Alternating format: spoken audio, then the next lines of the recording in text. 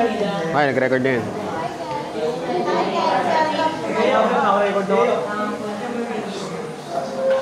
Okay.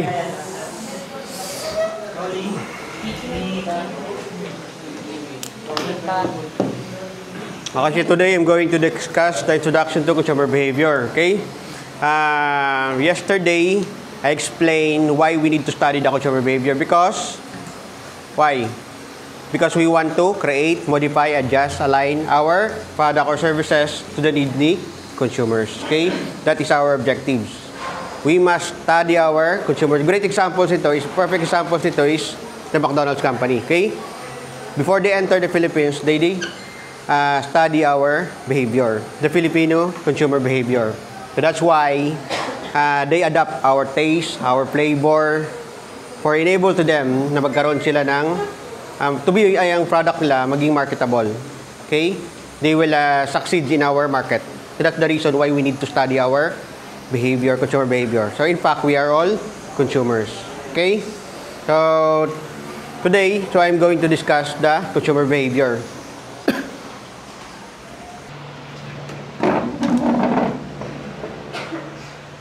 So, according to our books, the definition of consumer behavior is a study of how individuals, groups, and organizations, okay?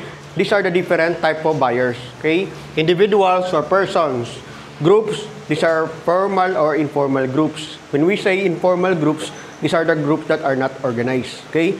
When you say naman groups or formal groups, they are organized like yung mga smart organizations. They have president, executive vice presidents, vice presidents, okay? They are formal groups. Organization, these are the businesses, the firm, the entities, okay? So they are the different type of buyers, okay? And then, we study them, how they, this is the process. Okay? It will start with the select, purchase, use, and dispose. Okay? Before you buy, you need to select. You have to decide parang may choices ka. That is will be your selection. And then after you decide to select, you have to purchase na. Okay? So after purchase, you will use the product or you will consume the product. Okay? And then the last part will be your dispose. Kung how you will rid of your product, how will you dispose your product. Okay? So either it will, pag it's no longer useful, or you need to sell to your friend, or you want to dispose it, or you want to recycle. So that is how you dispose the product. And then, this is how you dispose the product or services to satisfy yung needs and wants ni consumers. Okay, this is the definition of the consumer behavior. Okay? So later on, we will discuss this. You must understand the definition of consumer behavior. Okay? We understand them because we want to align our product. Okay? So, if the disposal ng product, na-meet ba yung expectation nyo? Okay? If you are satisfied, this is favorable for you. If not, and then you would not recommend the product or services because you are not satisfied. Okay? Mag-leave ka ng bad reviews over a specific or particular product because you are not satisfied. Doubt how it works. Okay? You understand? Yes. And now, as a marketer, that is our rule. Okay? If they are not satisfied, we can modify our product in order for them na maging satisfied siya. Or even the service. We can improve our service in order for our customers na maging satisfied. And then, it will lead to, repeat purchases, diba? Loyalty. We gain natin ang kanyang trust. Then it will become our maging successful ang ating business because of our relationship. Okay? So that's how the reason why we study consumer behavior. Okay? Now, let's move on to the other factors.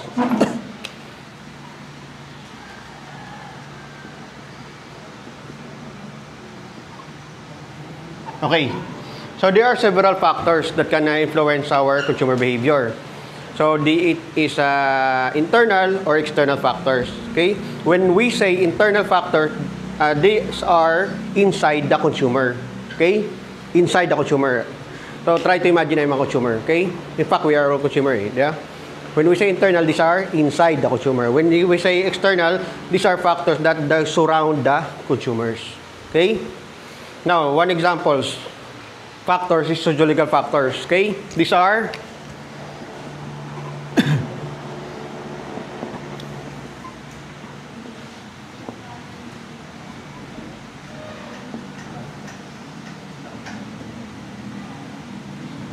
okay. So these are examples of sociological factors. Friends, family, groups, and social class. Okay? So later on, we will discuss this topic for able to us to better to have a better understanding about the sociological factors. Okay? Okay. For example, for the family. Okay. This specific group or the family, it will influence your buying behavior, especially when you are childhood. Okay? When you grow up, then you can adapt their buying habits. Okay? For example, your parents is inutusan ka bumili ng detergent or like example, the brand is Surf or Tide. Okay? And then eventually, when you grow older, you will adopt this behavior. Okay? This is how it works sa family. May mga rules within the family that they have to decide. Okay? Especially when you are childhood, kung ano man yung brand na preferred nila, ma-adapt mo. This is how it works. Okay? For example, inutusan ka bumili ng soft drinks and then sabi sa'yo, bumili ka ng Coke. And then, eventually, when you grow older, Coke ang bibilin mong brand. Okay? Get you na? For the friends. For friends, these are a specific group naman within your society. Okay? Usually, similar yung ages nila or sometimes, pareho din yung kanilang social status. Okay? Now, for the friend, for example, I purchased this product because my friend is using it. Okay? Same with the family. They are using it. That's why my behavior is influenced by their yung preferences nila. Okay? Kumbaga, yung opinions or recommendations ng ng friends ko is nagmamatter to me. Okay? That's how it works. Na-influence sila ang aking buying behavior. Okay? Because they recommend it. If not, kung hindi sila nagbigay ng recommend, but it's not good for me. Okay? It's not a good idea or to buy this product. Okay? Now, social class. Social class is, for example, you want to belong sa isang group or yung acceptance sa isang group. For example, kayo as younger consumers, you might prefer siguro to drink coffee shop, di ba? And then, ako as your as member of your group or social class, I want to join. And then I would buy then. Same lang sa process because you influence my behavior, buying behavior, okay? Next.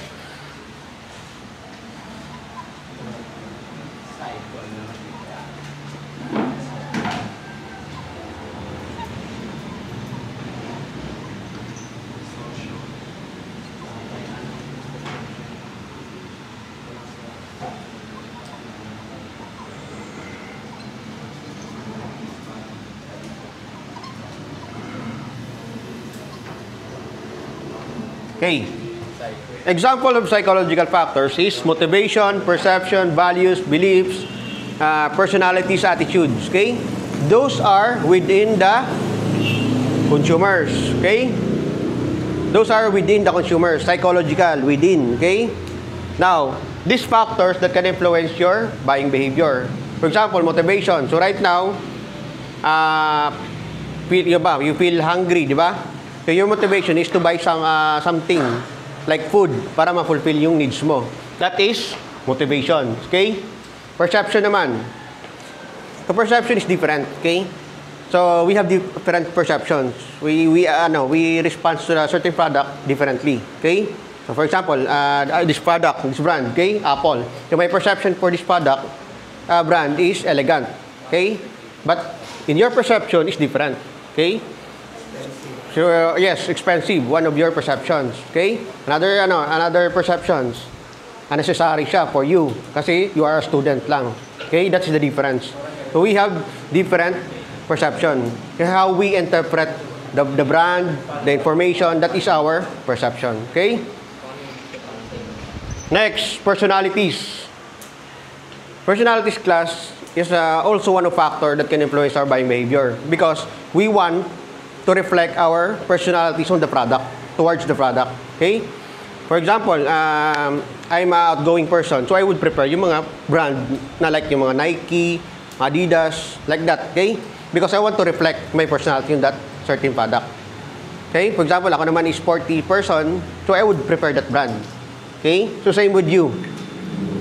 Di ba? So how these factors influence your buying behavior. So you want kasi to reflect your personality on that the brand, product, or services or idea. Okay? So some naman, examples, yung mga luxury brand, they buy because they want to reflect their personalities. Di ba? Kaya gusto nila na na first impression mo for them na marami silang pera. Di ba? Rich kid sila. This is how you interpret or how will you reflect your personality towards the product. Okay? Values. Another factors. So values is same with the culture or religion. Okay? Values is we learn from our society. Okay? We do not learn it from our friends or we learn it from our society because it's already existed. So we need to practice lang. Okay? For example, during Holy Week, diba? We avoid eating yung mga pork meat because that is our values. Okay? That is our beliefs. Ganyan ba? This is how we practice. Okay? Our religion. Okay? Especially when you are Christians. Okay?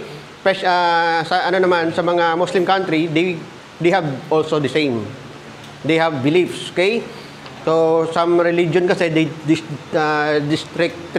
restrict yung mga buying behavior ng kanilang individuals. Okay? Yung mga, for example, doon, di ba, bawal yung mga meat na pork because of their religion. Okay? We are not supposed to sell the product in a Muslim country because of their religion. Okay? Next. Ito na lang pala, personal. Wala na pala.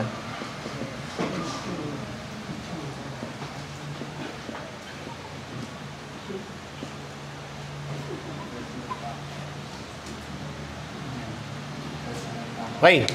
Another factors is the personal factors. Okay? Ano siya? External or internal? Internal. Internal, correct. So these are examples. Age, gender, occupation, income level. Okay? For example, occupation. So right now, I have the capacity to buy a premium product because of my occupations. Okay? For you, as a student, limited lang yung capacity mo to buy something. Okay? Because of your allowance. Okay? Because of your resources. Okay? Kasi nakadepend pa kayo sa mga parents nyo or sa mga other siblings nyo. Okay? That's how it works. These personal factors. Okay? Same with the age. Okay? So age naman. Age is parang it refers to our how old are we? Okay? Now, mga younger consumer, they would prefer yung mga active. Okay? Pag older consumer naman, they would prefer yung mga less active na siya. For example, like me, ha? Ang napapansin ko po kasi sa sa mga nasa adulting stage na, parang they tend to buy the things that would benefit their necessities. For example, kaldero, pang-iwa, mga ganun sila, mga kitchen materials sir. So, dun din po papasok yung age sir. Yes, correct. Because as we grow older, nagkakaroon tayo ng different needs, no? Oh, yes, priority. Correct. When you are younger, you have different needs. Unlike me, okay? So that's how it different when it comes to age. Okay? For example, ako, I would love to travel to different places. That would be my it's just based on my age, okay? When I grow older na, when I become 60, so I would prefer to stay at home na lang. So that is how it works. These factors work, okay? Income level, another factor din yun, okay? So I believe na alam niyo what is income level, okay?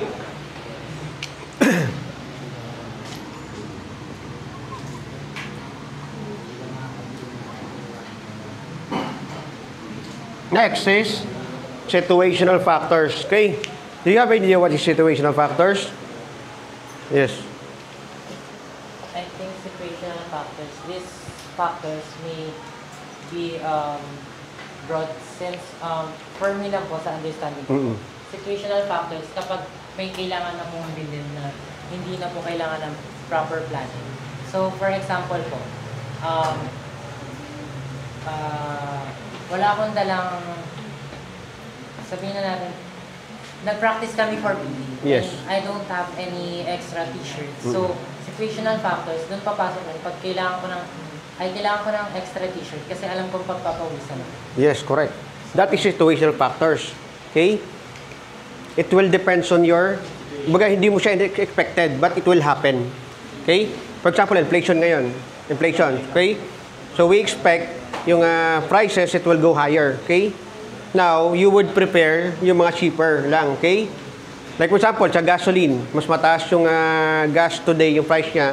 So, you don't want to go, you purchase sa gasoline because of the inflation. Okay? You will wait. It will karoon ng lower prices. So, you can afford. So, that is the situational factors. Okay?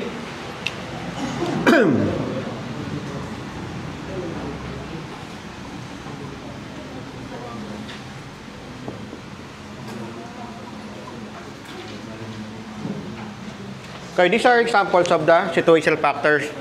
So we have marketing, promotion, and advertising. Okay, so these factors will influence your behavior when you are not, it is not unplanned. Okay, for example, let's say you go to the SM and then may nakita kang buy one take one, and then you entice to buy because you feel, you believe that is worth it. Di ba? This is how it works, marketing, promotions. This is situational. Hindi mo siya in-expect. For example, let's say na gusto mo lang makipag-meet sa friends mo and then may nakita kang naging buy one take one. Ngayon, napabili ka without knowing. Without, hindi mo expect because na-entice ka for that situation. That is situational factors. That's how the marketing, promotion, ini-entice niya every consumers to buy. Okay? Same with the advertising. Pag may nakita kayo advertisement, na-entice niya kayo bumili. Okay? Nako-convince kayo bumili. Okay? That is the situational factors. So, these are the factors that can influence your consumer behavior. Okay?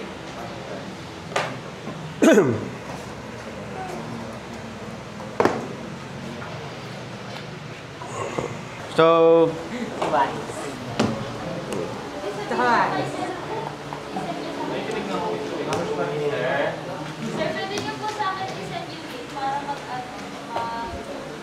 Lay?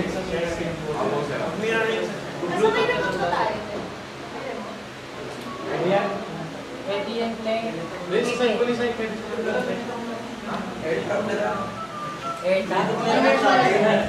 Ha? Okay lang? Sige. Picturean ka na lang. Send ko na lang sa, sa GC yung link ng ating PowerPoint. Okay. So, introduction to consumer behavior. So, our learning objective is number 1, we understand the consumer behavior is all about. So, we already know the what is consumer behavior is all about. And then, second is identify the nature, the scope, applications of consumer behavior. So, later on, I will discuss this nature, the scope, and the application of consumer behavior, especially in our topic. Next, first, so let's define or let's differentiate the consumer and customers. Okay? So there are difference between the consumer and the customers. Okay? For the consumers, they are the one who purchase and purchase the available goods and products, services, and then they use this for their own personal consumption. That is consumers. Customers, they are the one who purchase the product from the businesses. Okay? Now, I want you to differentiate lang, no? Okay. The customers is the only one who paid and purchase the product sa businesses. They are customers only. The consumers is the one who purchase the product and services when they are using it, when they are consuming it. That's what we call consumers. Okay? Now, the individual can be both individual, Can the individual be both customers and consumers? The answer is yes or no? Yes, correct. It happens naman when yung customers nag-purchase siya ng product, and then ginamit niya, then it will become consumer na siya. Okay? That's how it works. Okay? Yung customers naman, if they buy or purchase the product or services, and then hindi niya ginamit yung product or hindi niya kinonsume, perhaps binigay sa other persons or family niya, is only customers lang. Okay? I will give you example. If your parents nag-buy sa akin ng product, ano siya? Customers. And then, if yung product na yun, let's say food, and then binigay sa inyo, consumer na kayo. Basta you will consume the product. Okay? Pag consumer po, for example po sa consumer, kaya kumain po kayo ng sa restaurant, yun po yung magiging consumer. Then naman po sa customer naman po, pag nag-deliver ng product, tapos bibigyan mo lang sa Yes, correct. Pag once na nagbayad ka or nag-purchase ka or nag-obtain ka ng product, you are considered as customers. Okay? When you consume the product, you are the consumer na. It will become consumer na. So, sometimes kasi we parang misinterpret yung paggamit ng customers. Okay? So, everything it will start with the customers. Okay? Yung pag-purchase ng product and saka services. Okay? So, in fact, without them, we are not visa successful. Okay? So, they are the reason of our businesses, our production, our marketing, because they are our customers. Okay? In fact, they are considered as king of the businesses. So, minsan, yung tinatawag silang king of the businesses because they believe na these are the reason kung bakit gumagawa sila ng product. So, these are the classification class. Okay? Classification ng customers and consumer. The consumer is the end user. Okay? The customers is the purchaser lang. That is the classification between the two term. Okay? For the payment naman, okay? For the customers, is always siya yung nagbabayad. Siya nagpa-pay ng product and or services. But the consumer, sometimes, hindi sila nagbabayad. Okay? Sila lang nagko-consume, correct? Kunyari yung friend ko yung nagbayad, pero ako yung kumain. Ikaw yung consumer. Okay? Yung customer yung nagbayad. This is why, pag may wala na business na kayo, you must identify what is your customer, so what is your consumer. So, pag may mga kumakain sa restaurant, pag sinasabi po minsan ng Customers. customers kayo, pero dapat mga consumers. Consumers mo yan. That is the correct. Okay? Sometimes we misinterpret or using the term customers because these are broader kasi. Kasi common. Baga layman terms siya. Kasi we don't use consumer because technical siya eh. Baga jargon siya. We use this word or consumers only for a specific field sa atin lang. Kasi alam natin kung anong definition niya. But for the businesses na hindi nag-aral ng business, hindi nila alam. Ang alam nila, customers. Basta bumili sa kanila or kumain man sa kanila yon, they consider as customers. But they as the different. Okay? Next is purchasing. Yes. Okay, purchasing. Yung customers, siya yung nagpa-purchase ng product. Okay? Yung consumer, sometimes hindi siya. Okay? Si customer is always siya na lagi ang nagpa-purchase ng product dun sa businesses. And then, sa trading, so they have different. So sometimes yung customer, they buy this product because they want to sell it to another person. They want to parang ibibenta niya. Okay? That is customers. Na mga, for example, buy and sell ka. Bumili ka ng product and then you have to sell it to another person. You are a customers. Okay? Consumer behavior is related to the following jargons. Okay? So these are individual, end user, saka consumer buying. Okay? Like I said earlier, the jargons, these are the technical terms that we use. Okay? Specifically in our field sa businesses or marketing. Okay? Like for example, may mga term tayo ginagamit, market segmentations. Okay? You're correct. As a marketing student, as a business, we know the definition. If we say it to mga other student, like mga nursing student, hindi nila alam what's the definition. That is jargons. Okay? For example, kung meron din sila term na ginagamit for specific field lang. For example, sabihin nilang hemoglobin, platelets. Wala tayong idea? Because hindi natin pag-aralan. That is the technical term. That's why they use the layman terms. For easy to us, ma-understand natin. Okay? Ito naman yung mga related, other terms that we use in order for us to understand. Okay? So, aside from consumer behavior, other terms is individual. Buyer behavior, end user, saka consumer buying behavior. Okay? Individual. Okay? When you say consumer, broader siya. Okay? Like I said earlier, yung consumer, either individual, groups, or organization. Now, if we say individual, nakafocus lang siya on specific individual. Okay? You will use this in your feasibility study, market research. Okay? When you study one specific person lang, that is individual. Or individual, yung gusto mo lang pag-aralan yung kanyang behavior, individual, you will use the individual buyer behavior. Okay, you will not use the consumer because broader siya. Next naman, end user. End user, nakafocus naman dun sa end user behavior niya. Yung ano magiging response niya toward the products. Okay? If they are not satisfied or satisfied siya.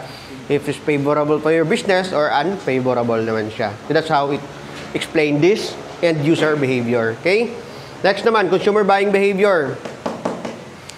Consumer buying behavior, it's all about the decision-making process of individuals or groups or organizations. How they will select, how will they purchase, how will they use the product.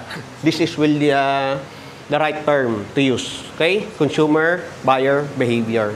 Okay? Next. Consumer behavior is interaction that take place naman between the three elements. So we have knowledge, affect, and behavior. Okay? So these three factors or elements. Okay? When you say knowledge is what you believe. Okay? What you know. Okay? And then affect naman it's what you feel. Okay? What you feel. Okay? And then yung behavior, that will be your action. Okay? Now, I will give you examples for these three elements. Okay? Right now, so hungry ako, di ba? I will buy foods sa Jollibee because I believe that is a good value. Okay? That is knowledge. Okay? And affect naman, ano magiging feel ko? Pag, while, enjoy ba ako? While eating burgers or sandwich or spaghetti or chicken? That is my affect. And then behavior naman, how will I respond? So after I eating this food, I am satisfied or not. Okay? So kung I am satisfied, I will babalik ako ulit. Okay, di ba? Bibili ako ulit. So that's how it works. Okay? These three elements. Kung hindi ako satisfied, so I'm not going to buy again sa Jollibee. So try ko naman yung another fast food po. Kung di kaya, 7-Eleven na lang. Okay?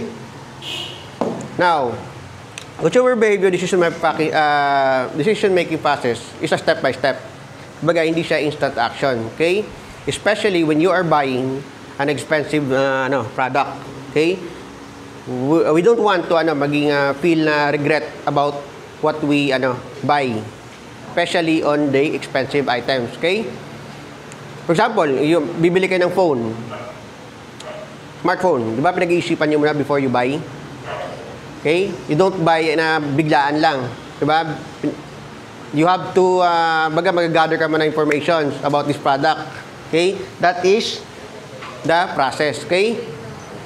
Now, this is the several stages. So, it will start with the need identification, information search, alternative, evaluation, purchase, and then the last is the post-purchase evaluation. Okay? Yung need recognition is the time na yung you realize na meron ka palang need. Ito na yun, need recognitions. So, not time na realize mo need ko pala ng smartphone. Next, that's information search. Okay? You will gather the informations. Okay? From internet, from advertisement, from your friend, opinion ng mga friends mo, recommendation nila, that will be your informations. And then, you will have to compare na. Nakapag-gather ka na ng information eh. You have to compare the attributes ng product, features ng product, price ng product. Okay? And then, you have to decide kung ano na yung magiging purchase mo. Okay? Decided ka na. Okay? And then, after using your product, ito naman yung post-purchase evaluations. You will assess your product or services based on your experiences. If you are satisfied, then it will be positive. Okay? Baga, in the future, it will be your brand na gagamitin mo. Okay? So, may question kayo?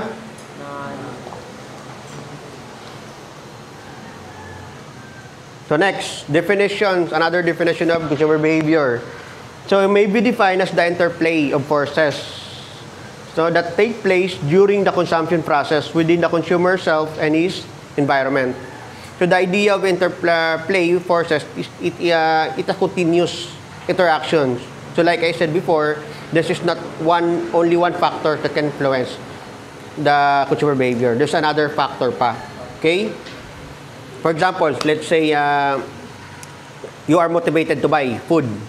But there's another factor pa. Pag you can go outside, nakita nga ang food na nagbebenta ng promotion. Like for example, buy one, take one. That is another factor. Okay?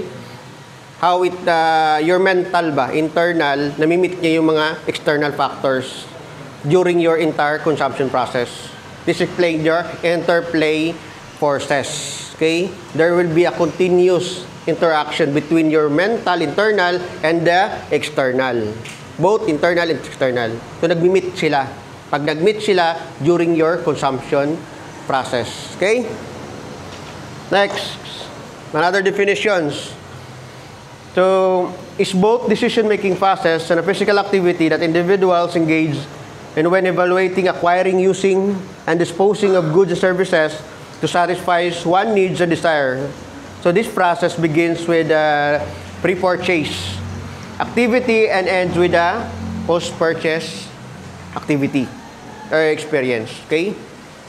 So, consumer behavior, there are two main aspects. So, number one, your decision process. Second is your physical activity. When you say physical activity, these are the physical actions. Okay? How you will obtain, how will you acquire the product. Okay? Second, how will you use the product? How will you utilize? Okay? Iko-consume mo siya or you will sell it to another. So there might be a reason. Okay? And then the last is dispose. How will you dispose the product or services? That's the physical activity na nangyayari na during your buying or purchasing the product. Okay? Now, decision-making process naman, it is step by step. So it involves with a lot of the different stages. Okay? So it will start with the recognition until to the post-purchase evaluations. Okay? Yung post-purchase evaluation, this will be your assessment to the product, toward the product or services. Okay? Get you? Yes. Say, physical activity and the decision-making process. Okay? So these are the main aspect of consumer behavior. So another definitions. So we have 4 definitions of consumer behavior.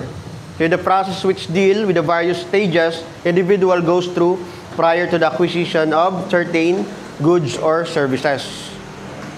Okay? So this involves several stages. So it will start with the recognition until to the post-purchase evaluations. So there must be a process. Okay? Yun how you understand your consumer on how they will purchase the product because there is a decision-making process. Like that. So the cycle. So it will start with the recognition until to the evaluation. If you understand this, you will align, you will adjust your products to the needs of your customers. Okay? Especially when you are in the post-purchase evaluation because you already determine the needs. Okay? Kuha nyo? Yes. The needs. So they are need to be improved. Like for example, they are not satisfied and then you have to adjust. Okay, you have to improve your product or services in order for them na maging satisfied sila. By doing that, you are able para maging success, para maging effective ang iyong marketing strategies or maging marketable ang iyong products. Now, nature of consumer behavior. So, can you give me examples ng nature? Ano ba nature ng consumer behavior? Nature. Di ba narami akong sinabi? That's one of the nature Yes, sir. sa monitor.